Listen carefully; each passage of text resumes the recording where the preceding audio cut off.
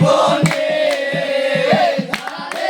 আমি একেবারে হারাইলাম। কেন হলো বেকারে তোমারে দেখলাম, কেন হলো বেকারে তোমারে দেখলাম, যারে আমি একেবারে হারাইলাম এই জীবনে, যারে আমি একেবারে হারাইলাম। ওই মুখে দাঁড়াইয়া বলবো এই মনের কথা, কথা শুনে তুমি যদি দাও গো ব্যথা।